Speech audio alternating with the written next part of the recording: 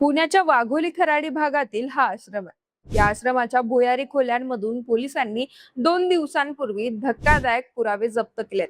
12 laptop, 19 hard disk, 10 DVD, 20 video cassettes, 23 pen drive, 10 round काडतुसे म्हणजेच बंदुकीच्या गोळ्या आणि 15 लाखांचे सोन्या चांदीचे दागिने तसंच 6.5 लाख रोख रक्कम असं बरंच मोठं घबाड पोलिसांच्या हाती लागलंय। मंडळी, हे सगळं उघडकीस आलंय एका उच्च शिक्षित तरुणीने केलेल्या तक्रारीमुळे। ती सध्या पुण्यातील एका नामांकित IT कंपनीत असोसिएट मॅनेजर म्हणून कार्यरत आहे। तिचे आई वडील दोघेही प्रतिष्ठित डॉक्टर आहेत। असं असतानाही राधा मोहन मिश्रा या भोंदू बाबानं तिच्या आई वडिलांना आपल्या प्रभावाखाली आणून त्या तरुणीवर तब्बल 17 वर्ष लैंगिक अत्याचार केलाय। अमानुष पद्धतीनं तिचा शारीरिक मानसिक छळ करून तिला स्वतःचं मूत्र देखील पाजायला भाग पाडलं। मारहाण करून विजेचे शॉक देण्यात आले। शारीरिक संबंधाचे व्हिडिओ तयार करून तिला ब्लॅकमेल केलं। 2009 ते 2026 या दरम्यान त्या पीडित तरुणीसोबत खूप काही घडलं। या संदर्भात तिने अनेकदा तक्रारही केली, पण तिच्या आई वडील भोंदूबाबाच्या इतक्या हारी गेले होते की ते स्वतःच्याच मुलीला वाईट ठरवत होते। शेवटी 17 वर्षांनी तिने आई वडिलांना विश्वासात घेऊन भोंदूबाबाची विकृत कुंडली त्यांच्या समोर ठेवली आणि त्यानंतर आता स्वतःला ईश्वराचा अवतार म्हणणाऱ्या राधा मोहन मिश्राचा बाजार उठलाय। या प्रकरणात खराडी पोलिसांनी मध्यरात्रीच कारवाई करत आश्रमातून 8 जणांना अटक केली आहे। पण पीडित तरुणीने दाखल केलेल्या तक्रारीत नेमकं काय म्हटलंय? हरियाणा ते पुणे असा मागील 17 वर्षात तिचा कशा पद्धतीने भयंकर छळ झालाय, आता तिची सुटका कशी झाली आणि या घटनेसंदर्भात वरिष्ठ पोलिसांनी कोणती महत्त्वाची माहिती दिली आहे, ते सगळं जाणून घेऊयात व्हिडिओच्या माध्यमातून। नमस्कार, मी पूजा आणि आपण पाहताय दे दणका। मंडळी, या घटनेतील पीडित तरुणी ही मूळची हरियाणाच्या हिसार इथली रहिवासी। तिचे आई वडील दोघेही वैद्यकीय क्षेत्रातील प्रतिष्ठित डॉक्टर म्हणून कार्यरत आहे। वर्ष 2000 मध्ये तरुणीच्या वडिलांची ओळख हिसार मधील स्वामी कंवल नयर यांच्याशी झाली। त्याच्या आश्रमात ते एकदा गेले होते। त्यावेळी त्या स्वामीनं तुमच्या घरात वाईट शक्तीचा वावर आहे असं सांगून पीडित कुटुंबाचा विश्वास संपादन केला। पुढे 2001 मध्ये या स्वामी कंवल नयनच्या माध्यमातून तरुणीच्या कुटुंबियांचा 60 वर्षीय बोंधू राधा मोहन मिश्रा सोबत परिचय झाला। तेव्हा मिश्राचा आश्रम पंचकुला येथे होता। त्याचं नाव गुरुदेव साधना धाम ट्रस्ट असं होतं। आपण साक्षात ईश्वराचा अवतार आहोत असं सांगून बोंधू मिश्रानं तरुणीच्या कुटुंबियांवर मानसिक वर्चस्व निर्माण केलं।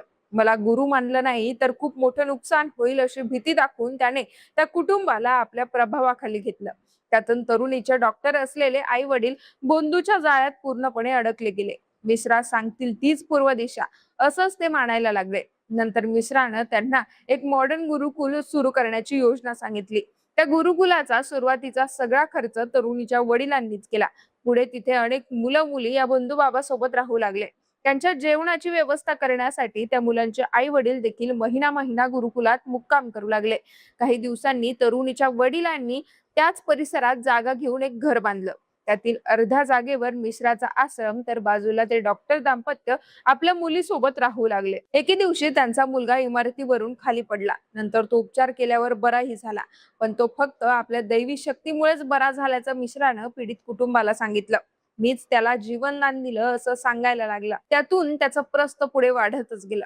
दरम्यान आज ज्या पीडित तरुणीनं तक्रार दिली आहे ती त्यावेळी माध्यमिक शिक्षण घेत होती। ती देखील इतर मुलींप्रमाणेच मॉडर्न गुरुकुलात राहत होती। त्या ठिकाणी कम्प्युटर शिकण्याच्या बहाण्यानं बोंधू मिश्रानं तिला एके दिवशी खोलीत बोलावून घेतलं आणि तिच्यावर लैंगिक अत्याचार केला। ही घटना तेव्हा मुलीने तिच्या डॉक्टर असलेल्या वडिलांना सांगितली, पण तिचे आई वडील त्या भोंदूबाबाच्या इतके आहारी गेले होते की स्वतःच्या मुलीऐवजी त्यांनी मिश्रावर विश्वास ठेवला। मिश्रानं त्या मुलीलाच खोटं ठरवलं, वाईट ठरवलं आणि तिला सुधारावं लागेल असं तिच्या आई वडिलांना सांगितलं। दरम्यान या घटनेनंतर राधा मोहन मिश्रा या हरियाणातून थेट पुण्याला स्थलांतरित झाला। वाघोली परिसरातील उबाळे नगर या ठिकाणी 12,000 स्क्वेअर फूटच्या जागेवर त्याचा एक अलिशान बंगला आहे। भविष्यात कधी पोलीस आपल्यापर्यंत पोहोचलेच तर त्याने या बंगल्याखाली भुयारी मार्ग आणि काही खोल्या देखील काढल्याचं सांगितलं जात आहे। या आलिशान बंगल्यात प्रवचन हॉल आहे, ज्या ठिकाणी तो त्याच्या भक्तांना मार्गदर्शन करायचा।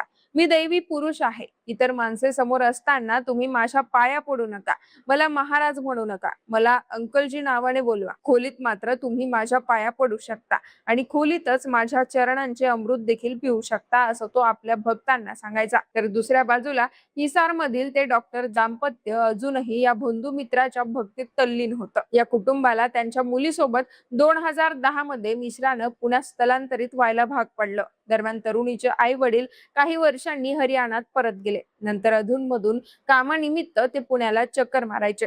पण त्यांची मुलगी म्हणजेच पीडित तरुणी उर्वरित शिक्षण पुण्यात करून पुण्यातीलच एका नामांकित IT कंपनीत तिला चांगल्या पदावर नोकरी लागली. पण तरीही मिश्राच्या तावडीतून ती सुटली नव्हती. 2013 ते 16 या काळात मिश्राने तिचा भयंकर मानसिक छळ केला, ब्लॅकमेल करून तिच्यावर वारंवार शारीरिक अत्याचार केले, तिचे अश्लील व्हिडिओ काढले, मारहाण करून तिला विजेचे शॉक दिले.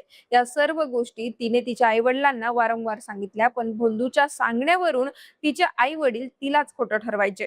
दरम्यान या नरक यातनेतून सुटका करून घेण्यासाठी पीडित तरुणीनं लग्न करण्याचा निर्णय घेतला, पण त्यातही बंधू मिश्रानं हस्तक्षेप केला. तरुणीच्या आई वडिलांना विश्वासात घेतलं आणि एका वैवाहिक वेबसाईट वरून त्यानेच तिचं लग्न ठरवलं. एवढंच नाही तर वैवाहिक आयुष्य सुखी राहण्यासाठी तिच्या समोर जाचक अटी ठेवल्या. तिला सांगितलं की तू संबंधित मुलासोबत पळून जाऊन लग्न कर. यातून बंधू मिश्रानं त्या तरुणीला तिच्या घरच्यांच्या नजरेत आणखी दोषी ठरवलं. तरुणीचे लग्न झाल्यानंतर तिच्या नवऱ्यासोबतचे खासगी व्हिडिओ देखील बंधू मिश्रानं रेकॉर्ड करण्यास भाग पाडले आणि ते स्वतःकडे मागवून घेतले. त्या आधारावर बंधूनं तिचा संसार उद्ध्वस्त केला, तिला नवऱ्यापासून वेगळं केलं. पुढे मिश्रानं तिला आपल्या दबावाखाली ठेवलं. नवऱ्यापासून वेगळं झाल्यानंतर पीडित तरुणी पुण्यातील ज्या घरात राहत होती त्या घरात मिश्रानं CCTV कॅमेरे बसवले होते. त्याद्वारे तो तिच्यावर 24 तास पाळत ठेवायचा. दरम्यान याच काळात तरुणीनं अत्यंत हुशारीनं बंधू मिश्रा विरुद्ध काही भक्कम पुरावे गोळा केले आणि एके दिवशी खोलीतील CCTV कॅमेरे तोडून ती थेट हरियाणामध्ये आपल्या आई वडिलांकडे पळून गेली. या ठिकाणी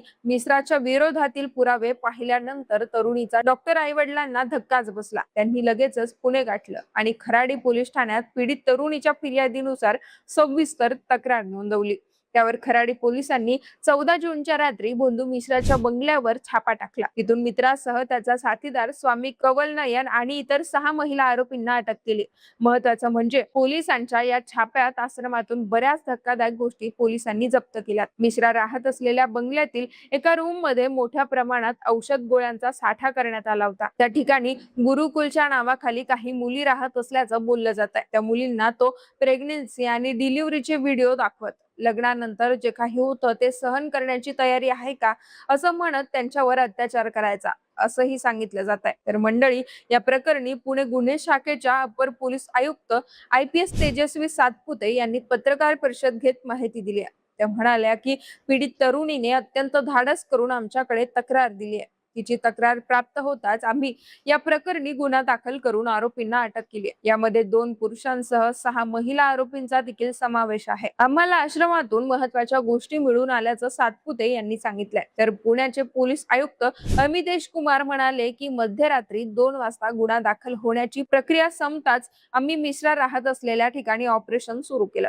पहाटे 5 वाजेपर्यंत आमचे अधिकारी आणि कर्मचारी असं 200 जणांचं पथक या ऑपरेशन मध्ये सहभागी झालं होतं. या प्रकरणात तक्रारदार महिले व्यतिरिक्त आणखी काही तरुण महिलांवर या बंधूनं अत्याचार केल्याचा आम्हाला संशय आहे. तरी याविषयी कुणाच्या तक्रारी असतील तर त्यांनी आमच्याकडे यावं, असं आवाहन अमितेश कुमार यांनी केलंय. बाकी या प्रकरणाचा पुढील तपास सुरू असून आरोपींनी तक्रारदार तरुणीच्या अश्लील व्हिडिओची शूटिंग केल्याचं स्पष्ट झालंय. त्यामुळे ते व्हिडिओ इतर कुठे प्रसारित केले आहेत का याचाही तपास सुरू असल्याचं कळतंय. मंडळी, हे उघडकीस आल्यानंतर बंधू राधा मोहन मिश्रा तर नाशिक मधील अशोक खरातचाही बाप निघाल्याची आता चर्चा रंगली आहे. यावर तुमच्या काही प्रतिक्रिया असतील तर कमेंट्सच्या माध्यमातून नक्की कळवा.